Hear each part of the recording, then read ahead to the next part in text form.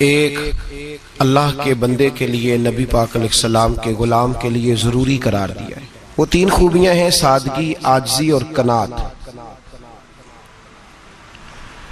जिस आदमी के अंदर ये तीन बातें पाई जाती हैं कि वो सादा भी हो, इज्ज़ो इनकिसार वाला भी हो, और जो चीज़ें अल्लाह ने उसे दी हो उस पर उसकी कनात भी हो, वो राज़ी भी हो, तो ऐसे शख्स पर अल्लाह तबारक व तआला की खास रहमत नाजिल होती है।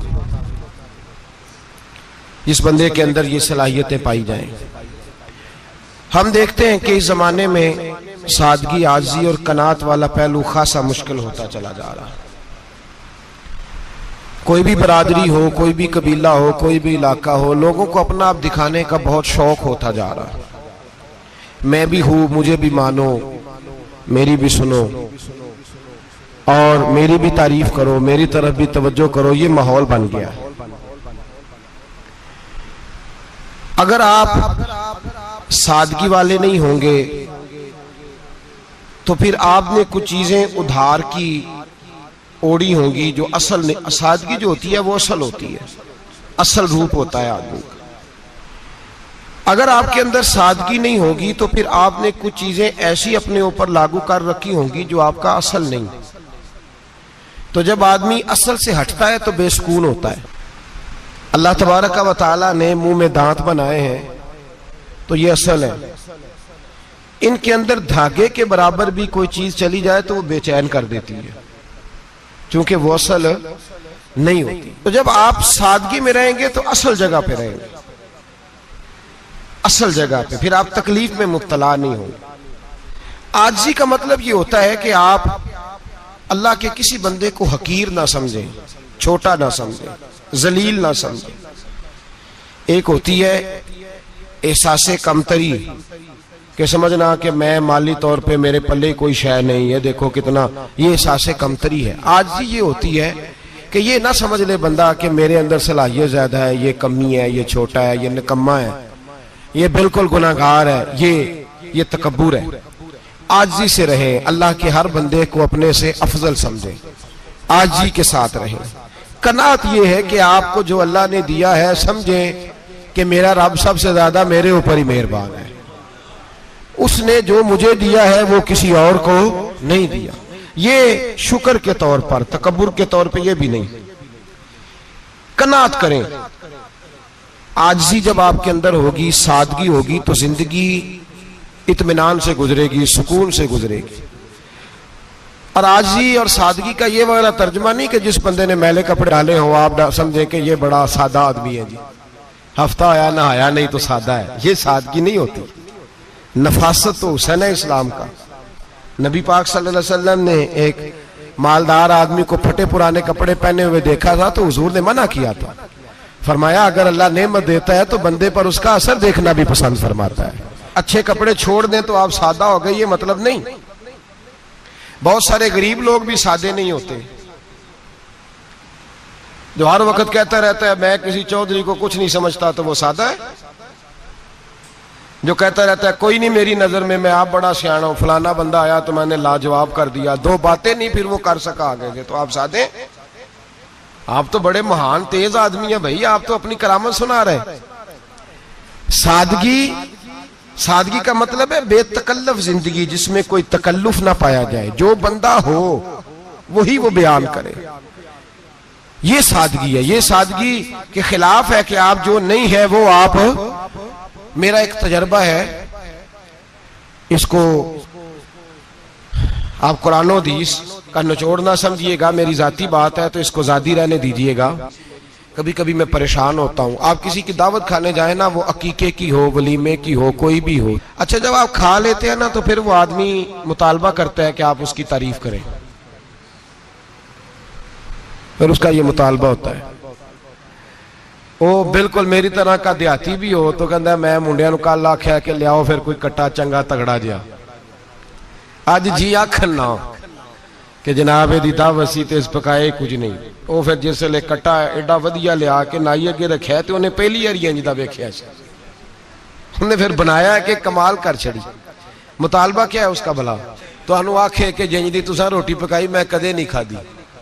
ये हर आदमी का मुतालबा, हर आदमी।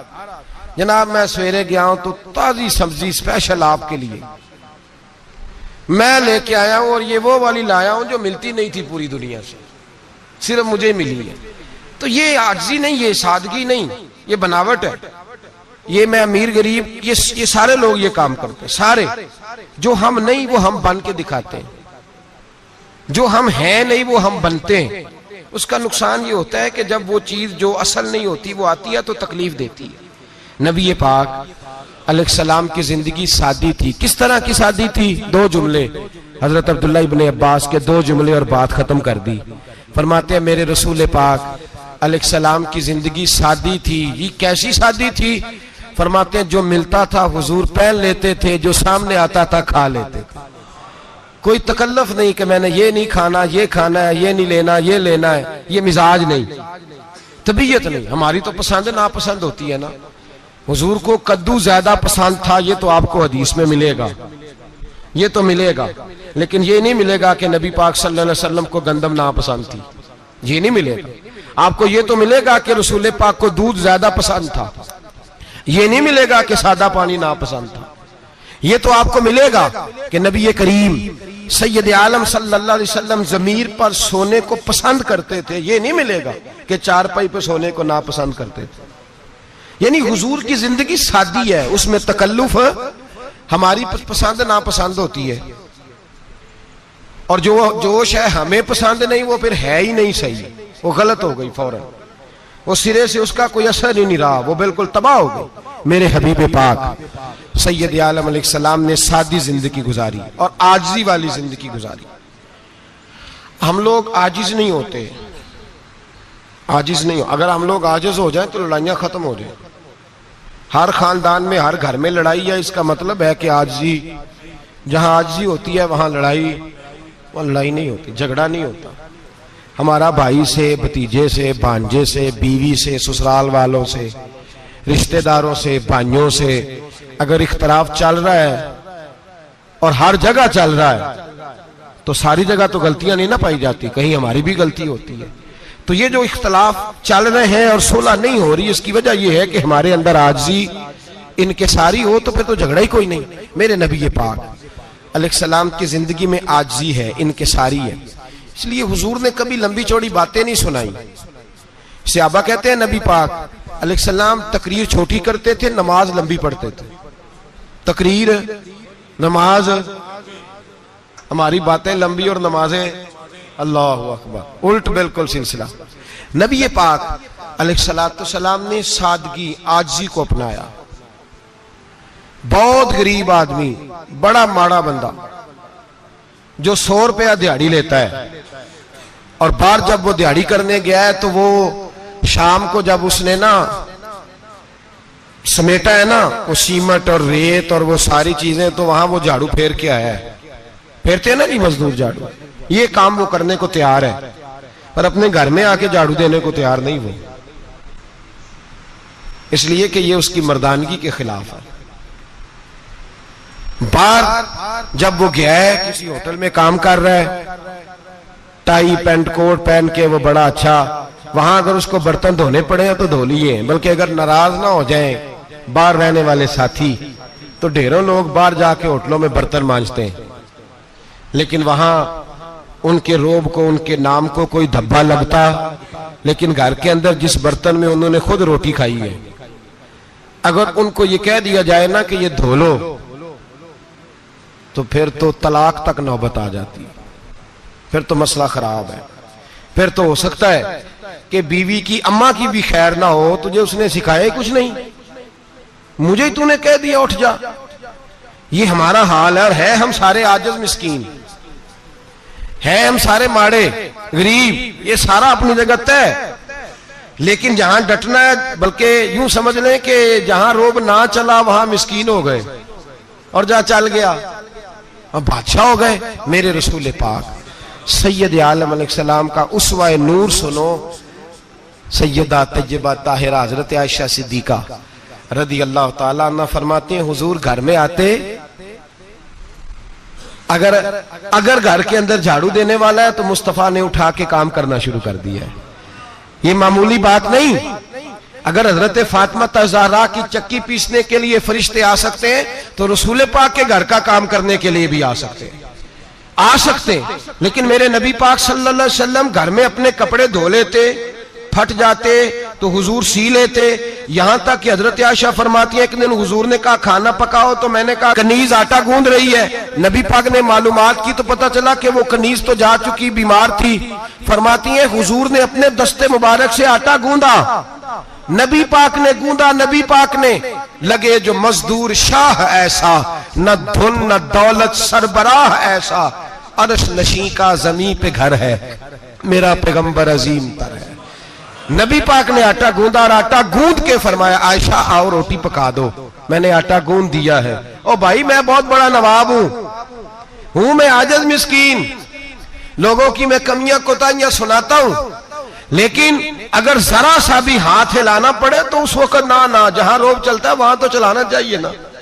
जितना हमारा दबदबा बनता है, आजिज़ी इनकिसारी, ये इंसान को संवारती है, ये उसको सुकून देती है, ये उसके अंदर पैदा करती है वो चीज जो उसे अल्लाह के करीब करती है। अगर आप बड़े हैं तो फिर आप बड़े ही रह जाएंगे, बन कुछ नहीं सकेंगे।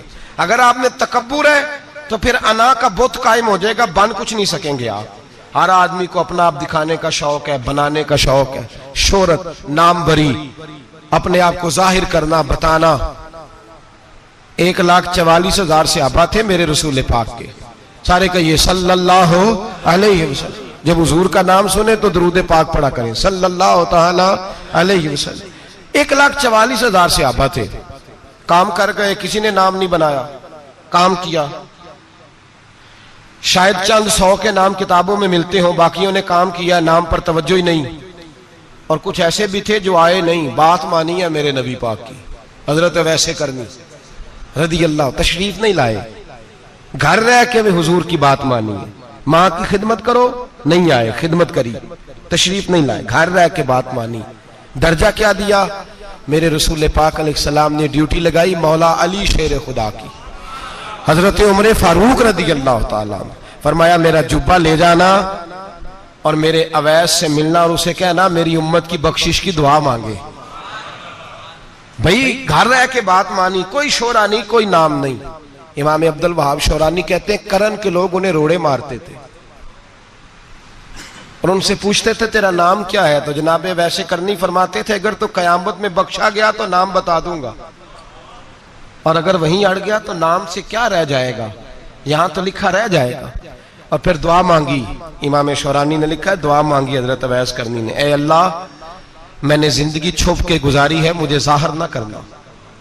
मैं सिरापा मखजन राज था और रहा था मुद्दतों राज में, ये तो तेरा शौक के दीद कशा कशा मुझे खींच लाया मजाज में।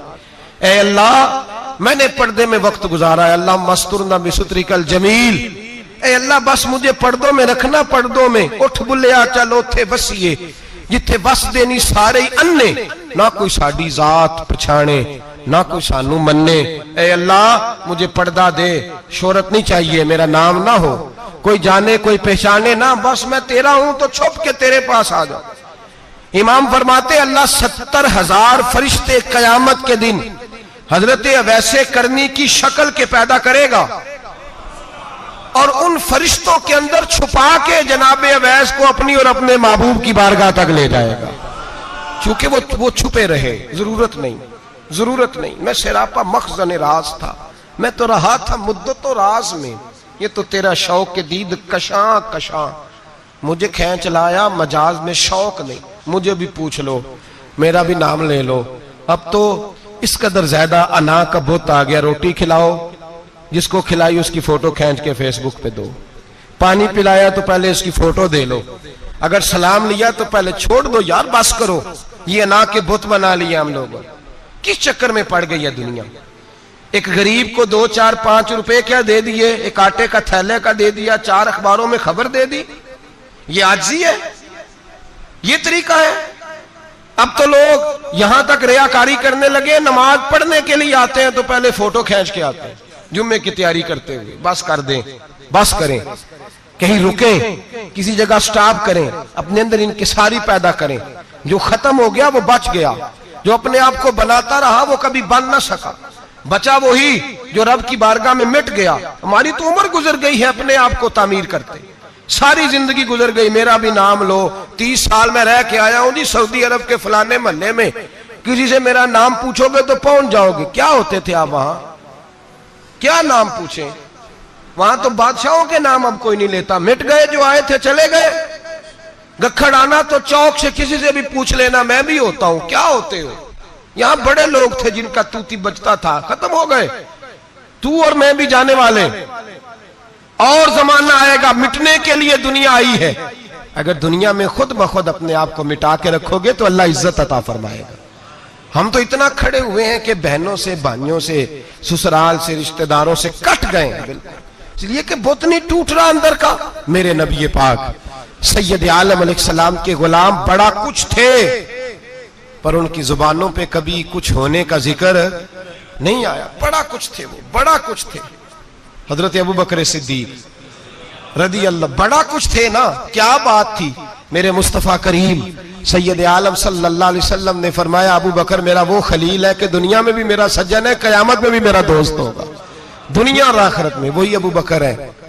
महल्ले में 7 गरीब बच्चियां रहती हैं, वो कहती हैं हमारी बकरियां, बाप फौत हो गया, बकरियों का दूध धो दो। तो अबू बकर सिद्दीक बकरियों का दूध धोने चले जाते हैं, उनके घर का काम काज करके आते हैं। सैयदना उमर फारूक, मेरे नबी पाक अलैहिस्सलाम ने फरमाया, फरिश्ते 950 साल मेरे उम्र की शान बयान करें तो खत्म नहीं हो सकती। इतना बड़ा शख्स उमर फारूक, इतना बड़ा आदमी।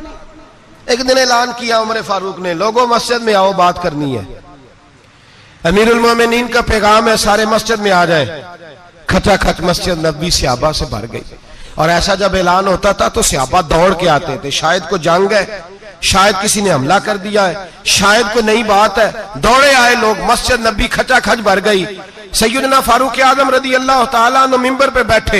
हजरत अब्दुर रहमान इब्ने औफ रदी अल्लाह तआला अन्हु फरमाते हैं कि सहाबा तजस्सुस के देख रहे हैं कि पता नहीं किसी तरफ से पैगाम नहीं आ गया, कोई काफिर हमला नहीं करने लगा, अल्लाह जाने क्या हुआ है, बड़ी परेशानी है। उमर बैठे, अल्लाह की हम्द की, नबी पाक सल्लल्लाहु अलैहि वसल्लम पर दुरूद पढ़ा, और फिर उमर फारूक बोले, फरमाने लगे, मैं जब मक्के में रहता था ना तो कभी घर में कहत आ जाता था, कभी कहत आता था घर में, बकरियों के दूध खुश्क हो जाते थे, गंदम नहीं मिलती थी, पानी नहीं होता था।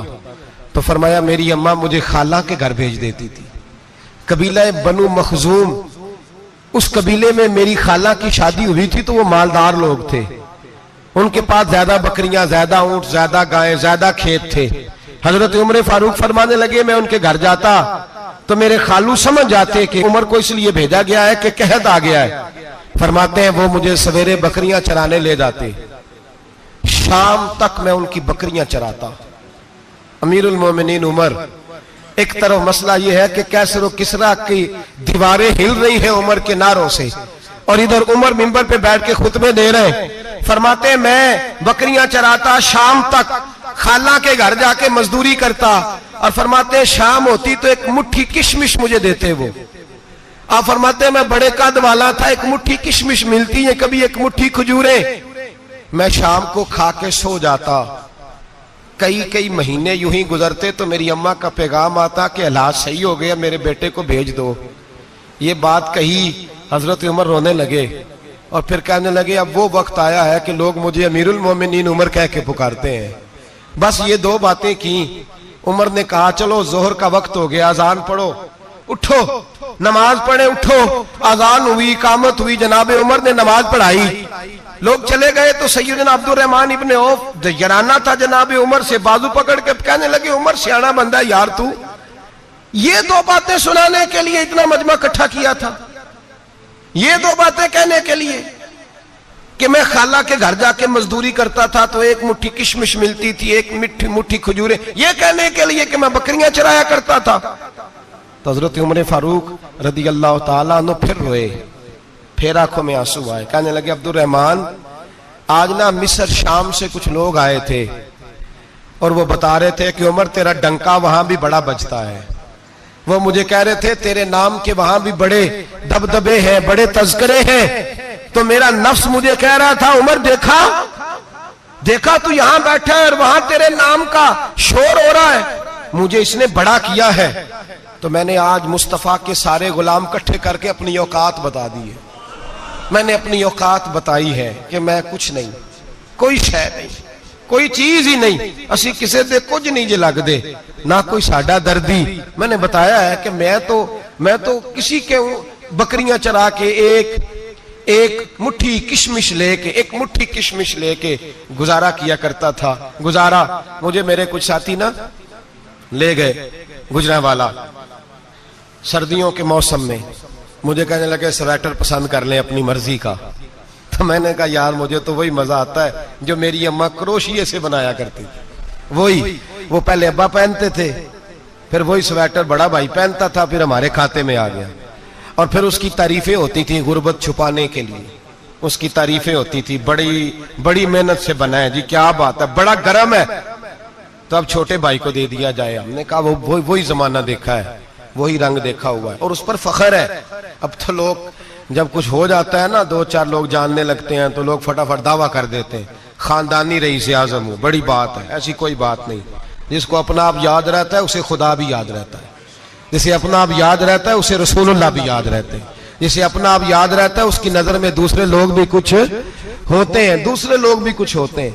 मैं उम्रे के लिए, हज के लिए जाता रहता हूँ, रब मुझे अपने फजल से बुला लेता है। तो मैं एयरपोर्ट से नीचे उतरा तो एक साहब मेरे जानने वाले थे, दौड़ के आए और मुझे कहने लगे क्या बात है, सुना है इस दफा आप सऊदी एयरलाइन से आए, सीधा मदीना शरीफ आए, क्या बात है आपकी। और मैंने कहा साहब छोड़ दें, मैं भी जब पहली दफा आया था तो मैं भी बड़ा घूर घूर के एयरपोर्ट देखता था, मैंने कभी देखा जो नहीं था, मैं बड़ा घूर घूर के देखता था। कोई ऐसी बात नहीं है, ये निजाम कुदरत है, बादशाह के फैसले हैं, वो जब चाहता है जिस तरह के चाहता है फैसले फरमा लेता है।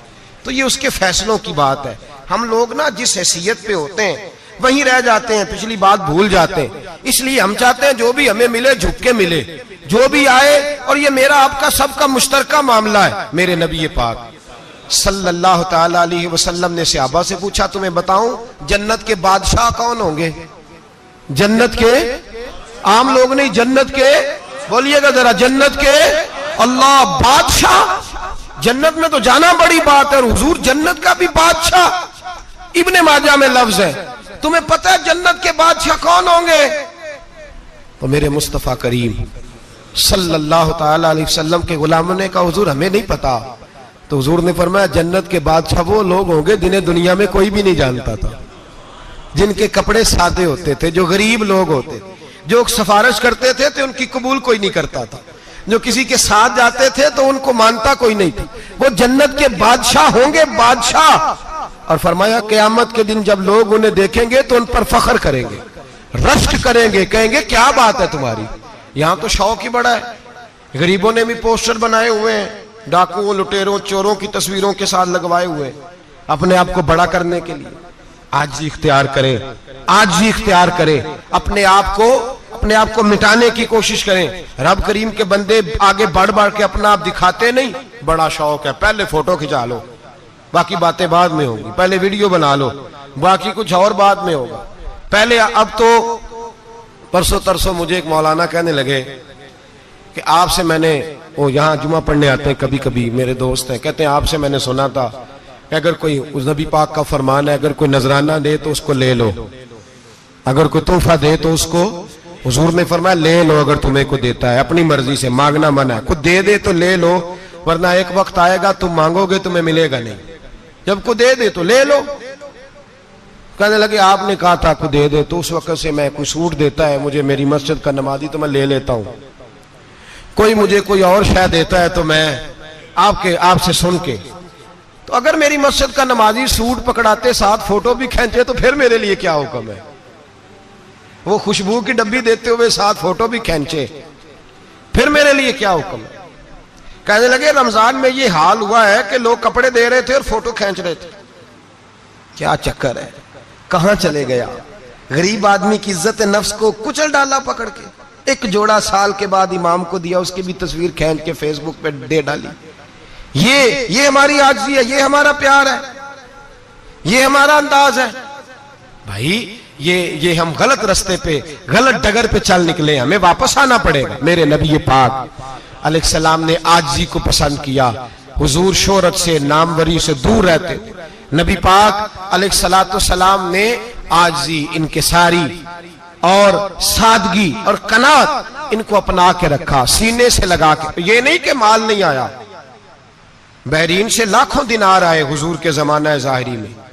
तबूक के बाद फतूहात हुई तो लाखों दिनार आए, लेकिन हजरत आयशा कहती है हमारे घर में 4 दिन के बाद ही रोटी पकी है, हमने एक वक्त ही खाना खाया।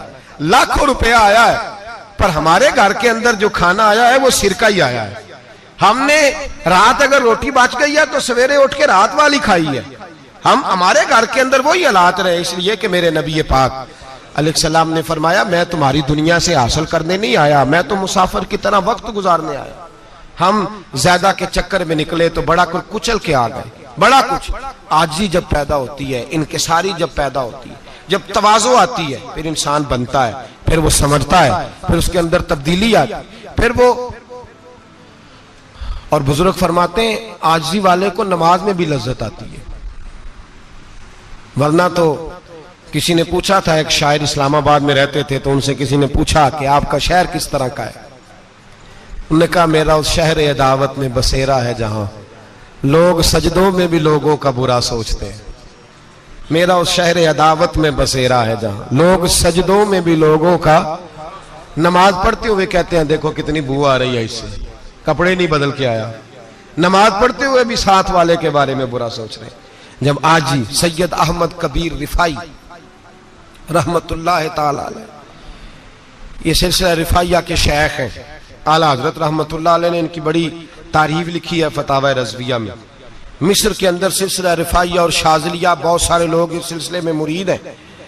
सैयद अहमद कबीर रिफाई इतने बड़े सूफी थे कि मेरे मुस्तफ़ा करीम सल्लल्लाहु अलैहि वसल्लम के रोजे पर हाजिरी देने गए।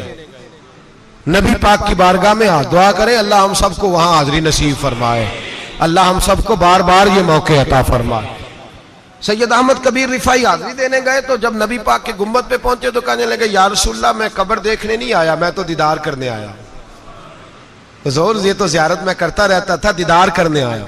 ये कह के रोने लगे। इतनी देर रोए कि मेरे मुस्तफ़ा करीम ने अपना दस्ते मुबारक कब्र से बाहर निकाल दिया, हाथ मुबारक बाहर आया। 10,000 लोगों ने देखा। कितने लोगों ने? अब यहां भी लोगों को शक होगा जी कैसे बाहर आया, तो बुखारी सुना देता हूं, मसला जरा हल हो जाए। मस्जिद नबी की तामीर हो रही थी, तामीर तो कहते हैं कि दीवार नहीं, तामीर करते वक्त ना एक दीवार गिरी, ये बुखारी के लफ्ज है। दीवार गिरी तो एक पैर बाहर आ गया। पैर को देखा तो कहते हैं हाथ रखते थे तो उसमें बिल्कुल ऐसे था जैसे खून साइडों पे हो गया, बिल्कुल जिंदा। शोर हो गया कि ये नबी पाक का कदम मुबारक है, हुजूर का। बहुत सारे लोग इकट्ठे हुए, उलमा को बुलाया, पैर देखा तो कहने लगे नबी पाक का नहीं, ये तो सैयदना फारूक आजम का है। जब ये कहा ना फारूक आजम का है तो फिर एक शोर उठा कि ये हाल है उनके गुलामों का तो सरकार का आलम क्या होगा। ये हाल है उनके गुलामों का तो फिर सरकार का आलम। ये बुखारी है। तो जिंदा है वल्लाह, तो जिंदा है वल्लाह, मेरी चश्मे आलम से छुप जाने वाला। सैयद अहमद कबीर रिफाई इतने बड़े, नबी पाक सल्लल्लाहु अलैहि वसल्लम ने दस्ते मुबारक बाहर निकाला, 10,000 लोगों ने देखा। किसी ने हजरत सैयद अहमद कबीर रिफाई से पूछा कि बाबा इतना बड़ा दर्जा, इतना बड़ा मकाम कैसे मिला? तो बाबा जी कहने लगे जिंदगी में कभी किसी को हकीर नहीं समझा, किसी को कभी हकीर, कभी किसी को अपने से कमतर नहीं समझा। तो अल्लाह ने देखे ना, अगर आप नहीं समझेंगे तो उसके लिए भी आपको उन्वान मिल जाएंगे, और अगर समझना है अपने आप को बड़ा तो उसके लिए भी मौके मिल जाते हैं। हजरत शफीक बल्खी बहुत बड़े सूफी बुजुर्ग हुए, पर नौजवान थे, जवानी में ही अल्लाह ने बड़ा मर्तबा दिया। हजरत अब्दुल्ला बिन मुबारक बूढ़े थे, दोनों एक महफिल में इकट्ठे हुए। अब बगदाद सारा मानने वाला था और दोनों का मानने वाला था। आखिर में दुआ बुजुर्ग कराया करते थे महफिल के इख्तिताम पर। हजरत शफीक बल्खी जनाब अब्दुल्ला बिन मुबारक से कहने लगे आप दुआ करें, आप दुआ करें, आप बुजुर्ग हैं। अब जिसने जो मानना है उसे उसके लिए उन्वान भी मिल जाएगा। हजरत सैयदना अब्दुल्ला बिन मुबारक कहने लगे, बेटे तू दुआ कर, तेरी उम्र थोड़ी है, तेरे गुनाह भी थोड़े हैं, तेरी उम्र थोड़ी है, तेरे गुनाह भी थोड़े हैं। तो सैयदना शफीक बल्खी कहने लगे, नहीं हुजूर आप दुआ करें, आपकी उम्र ज्यादा है तो नेकियां भी तो ज्यादा ही है ना, नमाजें भी तो आपकी ज्यादा है ना, रोजे भी तो ज्यादा, रमजान भी तो आपकी उम्र में ज्यादा है ना, आज भी तो आपने ज्यादा। अगर आपने किसी को अपने से बड़ा समझना है तो उन्वान आपको मिल जाए, छोटा समझना है तो उसके लिए भी उन्वान आपको। बात तो ये है कि आप क्या करना, अगर आप किसी को हकीर समझना चाहते हैं तो बात खत्म हो गई। सैयद अहमद कबीर रिफाई फरमाते हैं, जिंदगी भर कभी किसी को हकीर नहीं समझा। अल्लाह की सारी मखलूक की क्या बात है। अल्लाह कुरान में कहता है, इन्नल्लाह ला यस्तही अन यदरिबा मसलन मा बऊदतन फमा फौकहा। अल्लाह शर्म नहीं करता कि एक मच्छर की मिसाल बयान करे या उससे भी कमतर। अल्लाह मच्छर की बात करता है इतना बड़ा होके, वो कहता है मैं करूंगा, मेरी मखलूक जो है मेरी तो हजरत अहमद कबीर रिफाई फरमाने लगे, मैंने कभी किसी को हकीर, बोलिए कभी किसी को हकीर। हम लोगों के पास उन्वान बड़े हकीर समझने के लिए, हम समझ लेते हैं। अमीर आदमी कहता है गरीब मेहनत क्यों नहीं करता, मेहनत करे अमीर हो जाएगा, उन्वान हुआ कि ना तनकीद करने का। 4 बच्चे हैं, करें कमाई, अमीर हो जाएंगे। अब वो हकीर समझ रहा है गरीब को, गरीब भी अमीर को हकीर समझता है। वो भी कहता है जो इसने कमाया सारा ही हराम है, जायज एक पैसा नहीं, उसने भी हकीर समझ लिया। यानी वो ये कह रहा है कि मैं हलाल खाता हूं, ये अमीर हराम खाते हैं, तो बात खत्म हो गई। उसने भी हकीर समझ लिया, इसने भी हकीर समझ लिया। अब उन्वान ही था ना, अगर उन्वान बदल लेते तो बात बन जाती। अमीर अगर ये कहता कि मैं इस गरीब की मदद करूंगा इसलिए कि पैसे मेहनत से नहीं मिलते, खुदा के फजल से मिलते हैं, तो वो ये ना कहता कि ये मेहनत करता तो आगे चला जाता। और गरीब अगर समझता इस बात को तो ये ना कहता अमीर सारे हराम ही खाते हैं, वो कहता भाई रब ने जो मेरे लिए पसंद किया मुझे दिया, जो इसके लिए पसंद किया इसे दिया, बात खत्म हो गई, झगड़ा खत्म। उन्वान तो मिल जाएगा आपको, मुस्बत भी और मनफी भी। तो अच्छी बात नहीं कि मुस्बत इख्तियार करें। सैयद अहमद कबीर रिफाई कहते मैं गुजर रहा था, एक दिन मेरे साथ ऐसा हुआ कि मैं गुजर रहा था खेत के अंदर से, इधर भी पानी था इधर भी पानी था। होता है ना पानी पानी होता है फसलों में कई दफा। कब होता है ज्यादा पानी? नहीं, जो कद्दू करीद है जी, वो जब कद्दू करते हैं ना तो दोनों जाने पानी भरा होता है ना जी, वो ट्रैक्टर भी पानी में चलता है। मैं पेंडू हूं ना, मुझे ज्यादा पता है क्या हालात होते हैं। तो वो इधर भी पानी इधर भी पानी, तो दरमियान में से वो मुंडेर होती है छोटी सी, वाटा खीदा अपनी जुबान है। तो कहते इधर भी पानी था इधर भी पानी था। सैयद अहमद कबीर रिफाई कहते हैं मैं गुजर रहा था, असर की नमाज का टाइम हो गया, मैं जल्दी जल्दी जा रहा, सामने से कुत्ता आ गया। इंसान अशरफुल मखलूकात है, लेकिन वो अल्लाह का शुक्र करेगा कि उसने मुझे अशरफ बनाया है। ये नहीं कह सकता कि ये मखलूक हकीर है, ये बुरी है, ये नहीं कह सकता। शुक्र करे कि मुझे अल्लाह ने अशरफुल। सैयद अहमद कबीर रिफाई कहते कुत्ता आ गया सामने से। अब कुत्ता आया तो मुझे जल्दी थी, कुत्ता भी भीगा हुआ था। अब मेरा दिल करे कि कुत्ता नीचे उतरे तो मैं गुजरूं, कुत्ता खड़ा है कि ये साइड पे हो तो मैं गुजरूं।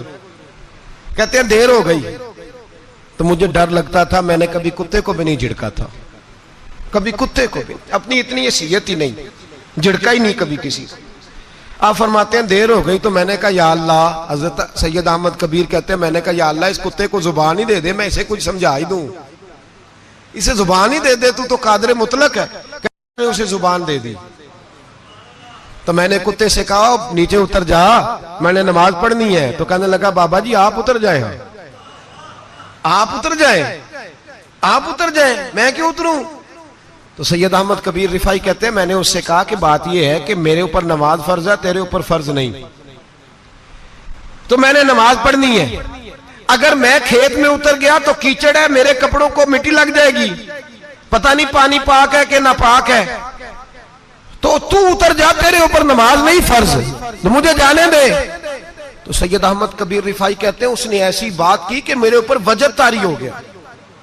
कुत्ते ने बात की तो मैं कांपने लगा। राती जागे शेख सदावे, राती जाग दे कुत्ते, तैथों उत्ते मालक दा दर मूल न छड़ दे, भावे मारो 100 जुत्ते, तैथों उत्ते वो एक बुरकी दा कदर पछानन, भावे मालक हो मन सुते, तैथों उत्ते रुखा सुखा खा दिने जार रुखा विच सुते ते तैथू उत्ते उठ बुलिया चल यार मना लै नहीं ते बाजी लै गए नहीं कुत्ते।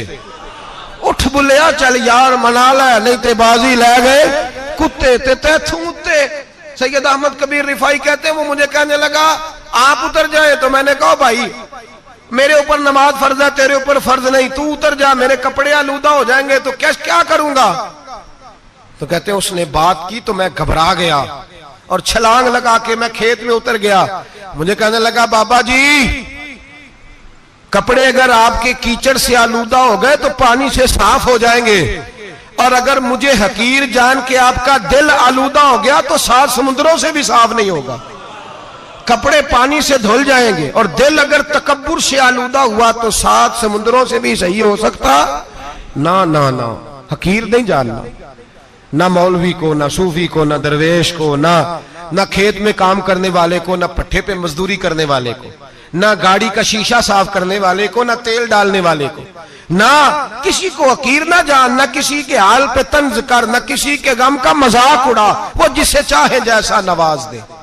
ये मिजाज लुत्फ रसूल है। ना ना कोई आया लेके चला गया, कोई उम्र भर भी ना पा सका।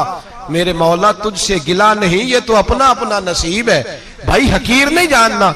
सैयद अहमद कबीर रिफाई फरमाते हैं वो कुत्ता तो गुजर गया, मैं दौड़ा घर गया, जाके मैंने गुस्ल किया, कपड़े बदले। फरमाते हैं पहले भी मैं असर पढ़ता था, पर आज जब नमाज पढ़ी तो बड़ा ही मजा आया। मैं सर सजदे में रखूं मेरा उठाने को जी ही ना चाहे, मैं रुकू में जाऊं तो मेरा सर उठाने को दिल ही ना चाहे। मेरा दिल करे आज मगरिब लेट हो जाए, आज सूरज देर से गुरूब हो, मैं आज सारा दिन असर ही पढ़ता रहूं। भाई जब तू आजिज़ी वाली पढ़ता है, जब तू इनकिसारी वाली पढ़ता है, जब तू हजरत सैयदना मुआविया बिन खुतैज रदिया, एक हजरत मुआविया बिन सुफियान है, एक मुआविया बिन खुतैज सहाबी है, वो कहते हैं मैं जंग फतह करके आया तो सख्त गर्मी का मौसम था, मुझे पता था कि उमर फारूक दोपहर को आराम कर रहे होंगे। आप फरमाते मैं मस्जिद नबी में बैठ गया, एक बच्ची जनाब उमर के घर से निकली तो मुझे कहने लगी मुआविया आपका नाम है? मैंने कहा हाँ। अंदर जाके जनाब उमर को बताया तो उमर दौड़े आए, और जब आए तो सर पे टोपी कोई नहीं, पैरों में जूता कोई नहीं। कहने लगे मैं तेरा इंतजार कर रहा था, आज मुझे उम्मीद थी तू आएगा, तूने बताया क्यों नहीं? तो मैंने कहा हुजूर मुझे पता है रात सारी आप चेहरे पे कपड़ा डाल के मदीने की गलियों में रहते हैं, तो दोपहर को आप आराम करते होंगे, इसलिए मैंने कोशिश की कि आपको बेदार ना करूं, आप आराम कर रहे होंगे, इसलिए ये मैंने कोशिश की कि मैं बैठता हूं मस्जिद में आराम करता हूं, जब आप आएंगे तो देखी जाएगी। हजरत उमर फारूक ने जलाल किया, फरमाया तू मुझे गाफिल समझता है कि मैं सो जाऊंगा? और आप फरमाने लगे मैं कौम का खादिम हूं जिसकी इतनी ज्यादा रियाया हो वो सो जाए चुप करके, मैंने जवाब नहीं देना अल्लाह की बारगाह में? फरमाया मेरे अमीरों की तरह सोने जागने के वक्त मुकर्रर नहीं, मैं कौम का खादिम हूं, जिस वक्त भी आया करो मुझे जगा लिया करो, मुझे कब्र में जाके खुदा को भी जवाब देना है, मोहम्मद मुस्तफा को भी जवाब देना है। मेरे भाई याद रखें जब ये चीजें पैदा, और फिर हमने इन तकल्लुफात में, मैंने कई दफा ये बात बयान की है, अब तो लोग रिश्ते करते हैं तो डीसी कॉलोनी में किराए का मकान खरीदते हैं, 2-4 गैरों की गाड़ियां मंगा के दरवाजे के आगे खड़ा करते हैं, रिश्ता हो जाता है बड़ा घर देख के, और जब शादी के चौथे दिन पता चलता है कि ये किराए का मकान था, तो रिश्ते मकानों पे कायम नहीं होते, एतबार पे कायम होते हैं। वो एतबार टूटता है तो जिंदगी भर कायम नहीं होता दोबारा। जो आप हैं आप वही रहें, जो आप नहीं है वो कभी बनने की कोशिश ना करें।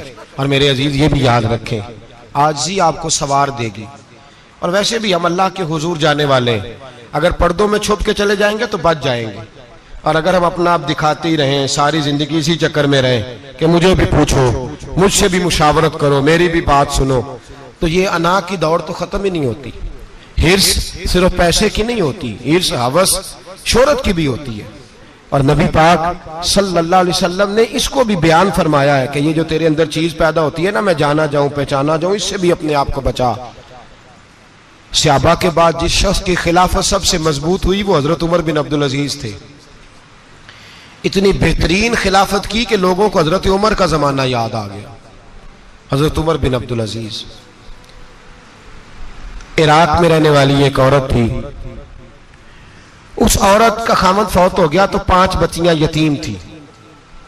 वो इराक से चली और जनाब उमर बिन अब्दुल अजीज के पास आई कि आप मेरी बच्चियों का वजीफा लगा दें।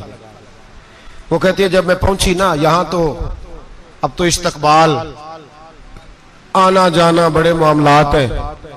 अब तो बच्ची की बारात आए और 5, 7, 10, 20 लोग दरवाजे पे खड़े ना हो तो बारात नाराज हो जाती है, कहते हमारा इस्तकबाल ही किसी ने नहीं किया।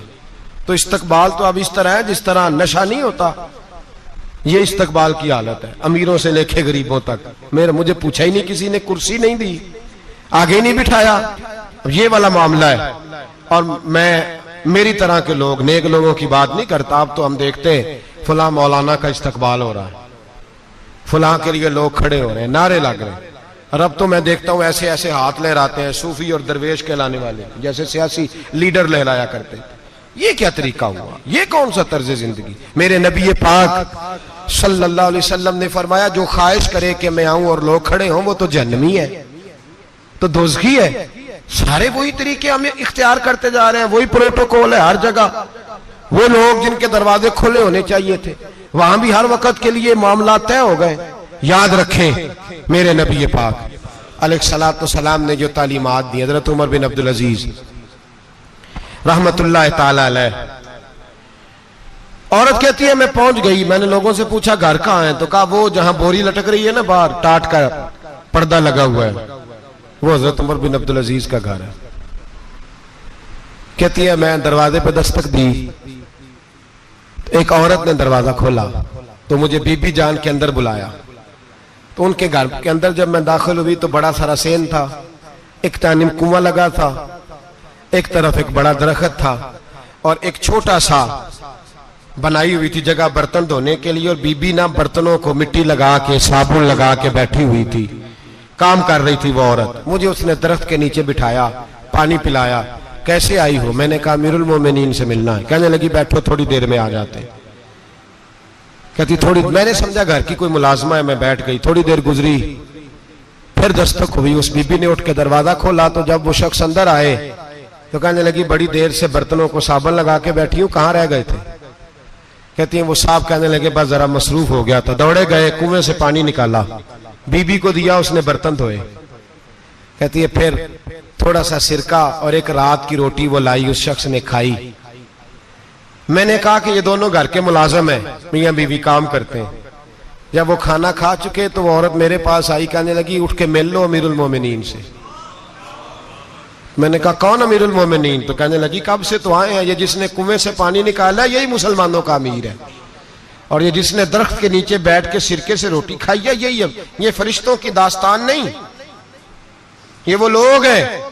मैं रात को भी कह रहा था एक जगह पे कि ये लोग जो है ना जिनका आप रोज शिकवा करते हैं हुकूमतें बड़ी खराब हैं, ये कोई नहीं खराब, बिल्कुल खराब नहीं। जितने सियासी लीडर हैं सारे सही हैं। खराब वो लोग हैं जो इन्हें वोट दे के लीडर बनाते हैं, बिल्कुल खराब नहीं। मैं तो इनके हक में होता जा रहा हूं। नाराज हो गए ना आप लोग? अल्लाह करे तुसी हो जाओ तो अगले इलेक्शन च सियाने भी हो जाओ, आमीन तो कह दे। मैंने कोई मशवरा नहीं देना, इसलिए कि मेरी नजर में कोई ऐसा शख्स नहीं जिसके लिए मैं आपसे कह सकूं कि वोट दें। और हम तो ऐसी बात करें तो कई लोग नाराज होकर चले जाते हैं, लेकिन कोई परवाह नहीं, इसलिए कि ये दीन मेरे नबी पाक का दीन सिर्फ मस्जिद का दीन नहीं। इंशाअल्लाह आइंदा जुम्मे नजरिया पाकिस्तान बयान करूंगा और बताऊंगा कि पाकिस्तान का मतलब क्या, ला इलाहा इल्लल्लाह मुहम्मदुर रसूलुल्लाह सल्लल्लाहु अलैहि वसल्लम। हुजूर का जो कुरान नाफज होगा मस्जिद में, वो कुरान कचहरी में भी नाफज होगा इंशाअल्लाह। और वो कुरान नाफज होने आया है, असेंबलियों में वही कुरान नाफज होगा इंशाअल्लाह। और यही चिराग जलेगा तो रोशनी होगी। बयान करेंगे और डट के बयान करेंगे, आपको बताएंगे। बस जो बात समझा रहा हूं फिल वक्त वो समझे, मुजरम वो नहीं जो बड़ा बन के लूटता है, मुजरम वो है जो उसको सपोर्ट करता है, जिसने उसे बड़ा बनाया है। ये याद रख लें, हमारी कोई बचत नहीं होगी, हमसे पूछा जाएगा। हम सारे कचहरी में खड़े होंगे, अल्लाह सवाल करेगा कि तुम बताओ तुम इनके मददगार क्यों बने थे, तुम सपोर्ट क्यों करते थे, ये पूछा जाएगा और हमने जवाब देना है। बहरहाल आम दाम बरसरे मतलब जनाब उमर बिन अब्दुल अजीज रहमतुल्लाह अलैह के वो बीबी गई तो कहने लगी कि ये अमीरुल मोमिनीन है। कहा वो उठ के हाजिर हुई, कहा हुजूर मैं इराक से आई हूं, मेरा खामद फौत हो गया, मेरी 5 बेटियां हैं, वजीफा लगा दे। वो बीबी कहती है मेरा दिल था कि यतीम बच्चियों का 100 दिनार साल का लगा देंगे तो बड़ी बात है। कहती है जब मैं उनके पास गई तो हजरत उमर बिन अब्दुल अजीज को बताया तो वो रोने लग गए और मुझसे माफियां मांगने लगे। मैंने कहा हुजूर आप क्यों माफी मांगते हैं? तो कहने लगे इसलिए माफी मांग रहा हूं कि तू मेरी रियाया में थी और तेरी 5 बच्चियां यतीम थी, तुझे खुद चल के आना पड़ा है। मेरा काम था तेरी खबर लेता, माफ कर दे अल्लाह की रिजा के लिए। उन्होंने वजीफा लिखना शुरू किया तो मेरी एक बच्ची का 1000 दिनार साल का लिखा। मैंने कहा अल्लाह तेरा शुक्र है। फिर दूसरी बच्ची का 1000 लिखा तो मैंने कहा अल्लाह तेरा शुक्र है। तीसरी का 1000, चौथी मैंने कहा शुक्र है। जब चौथी का लिखा तो मैंने कहा अल्लाह आपका इकबाल बुलंद करे, अल्लाह आपको हमेशा इसी तरह फलता फूलता रखे। कहते हैं जनाब उमर बिन अब्दुल अजीज ने कलम रख दिया, फरमाने लगे मैं 5वीं का वजीफा नहीं लिखूंगा, 4 बहनों से कहना बांट के इसे भी दे दे। कहा हुजूर क्यों? आप फरमाने लगे जब तक तू अल्लाह का शुक्र अदा कर रही थी मैं भी रब से जुड़ा हुआ था और अल्लाह से डर के लिख रहा था। अब तूने मेरी तारीफ की है, अब मेरी जात आ गई है। अब मैं अगर ये वजीफा लिखूंगा तो इससे अल्लाह राजी नहीं होगा, इससे मेरे नफ्स में रिया पैदा होगी। अब मैं 5वीं का नहीं लिखूंगा, जा और जाके इराक के गवर्नर को दे। बीबी कहती है मैं घोड़े पे बैठी और मैं चंद दिनों के बाद इराक पहुंची। जब सवेरे आके मैंने वालिए इराक को रुका दिया तो वो चीख मार के रोया। मैंने कहा क्या हुआ? तो कहने लगा बीबी आज रात को हजरत उमर बिन अब्दुल अजीज का इंतकाल हो गया, फौत हो गए, तो इंतकाल कर गए। कहती मैं भी तड़प के रोई। मैंने कहा मेरी यतीम बच्चियों का क्या बनेगा? तो वो गवर्नर कहने लगा तेरे वजीफे जारी रहेंगे, तुझे मिलते रहेंगे। तो कहने लगी कैसे? कहने लगा मैं अगर तो गवर्नर रहा तो तेरा वजीफा जारी रहेगा और अगर गवर्नरी से उतर भी गया तो मैं जाती तौर पे मालदार हूं, फिर भी तेरी बच्चियों के माहाना पैसे पहुंचते रहेंगे। मैंने कहा तू क्यों देगा? कहती वो रो पड़ा। कहने लगा अगर अमीर हजरत उमर बिन अब्दुल अजीज जैसे हो तो फिर अल्लाह गवर्नरों के दिलों में भी रहम डाल दिया करता है, फिर मेरे जैसे लोगों को भी वो बदल देता है। हजरत उमर बिन अब्दुल अजीज घर आए, 3 बेटियां थी। एक को आवाज दी, वो आई तो उसने मुंह पे हाथ रखा है। दूसरी को आवाज दी, वो आई तो मुंह पे हाथ रखा है। तीसरी को आवाज दी तो मुंह पे हाथ रखा है। आपने अपनी बीवी से कहा कि ये बच्चियां मुंह पे हाथ क्यों तीनों ने रखा हुआ, क्या बात है? तो बीबी रो पड़ी, कहने लगी 4 दिन हो गए मेरी बेटियां प्याज से रोटी खा रही हैं। 4 दिन हो गए, उनके मुंह से बदबू आती है, इसलिए वो आपके सामने आती हैं तो मुंह पे हाथ रख लेती हैं। 4 दिनों से बीबी रो रही है। हजरत उमर जलाल में आ गए। आप फरमाने लगे तू ये रो रही है, तू रोई है, तूने मेरे घर में रह के अल्लाह की नाशुक्री की है, तू शुक्र अदा नहीं करती कि 3 वक्त प्याज और रोटी तुझे घर की 4 दीवारी के अंदर मिल जाता? रो रही है और मैं आ मेरे साथ बाहर निकल, तुझे वो लोग दिखाऊं जो झोपड़ियों में रहते हैं और मांग के खाते हैं। आ तुझे दिखाऊं। इतनी नाशुक्री कि घर के अंदर प्याज पहुंच रहा है, रोटी पहुंच रही है और तू कहती है मेरी बेटियां प्याज से खाती हैं, शुक्र कर फाके नहीं काटने पड़े। फिर अगले लफ्ज कहे तो रो पड़े। फरमाने लगे मैंने तो मुस्तफा के वो हालात भी सुने हैं जिसमें कई दिन बीबी फातिमा ने फाके किए। तू घर के अंदर प्याज पहुंच रहा है, तू अभी भी। सादगी, आजिज़ी और कनात नेमत थी इन लोगों की। हमारे यहाँ रोज शिकवा है, किस बात का? गाड़ी कोई नहीं। रोज रोना है, किस बात का? बंगला कोई नहीं। रोज रोना है, किस बात का? बैंक बैलेंस कोई नहीं। 10 जोड़े क्यों नहीं ईद पे आए? और ये सिर्फ औरतों का मसला नहीं, हमारे अंदर भी ये बात बदरजे औला। हम रोज अपने आप को मिस्कीन कहते हैं, गरीब कहते हैं। सुता उठ के कोई नहीं खुश होदा,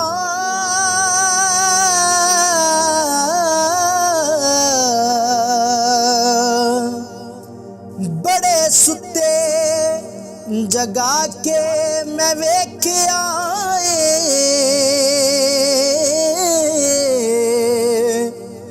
कुत्ते जिया नहीं कोई वफादार डिठा, ते टुकर सुका भी पाके वे के आए।